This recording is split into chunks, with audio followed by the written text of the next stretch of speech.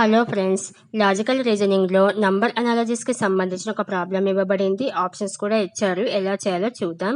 చాలా సింపుల్గా చేయొచ్చు. మనకు చిన్న చిన్న లాజిక్స్ తెలిస్తే చాలు. చిన్న లాజిక్స్ని యూజ్ చేసుకొని మనం చాలా సింపుల్గా ఈజీగా చేయొచ్చు. స్కోరింగ్ కాన్సెప్ట్ అనమాట. ఫస్ట్ ఇచ్చిన క్వశ్చన్ని చదువుకుందాం. 21 is related to 420 in the same way 23 is related to dash. ఇచ్చిన క్వశ్చన్ని నేను సింపుల్గా 2 స్టెప్స్లో ఈ విధంగా రాసుకుంటున్నాను.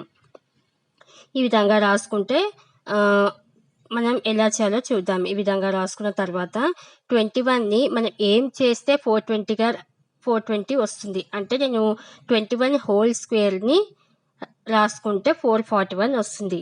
441 కదా, మనకు 421 కావాలి. అయితే నేను 21 మైనస్ చేస్తున్నాను. ఎలా చేశాను?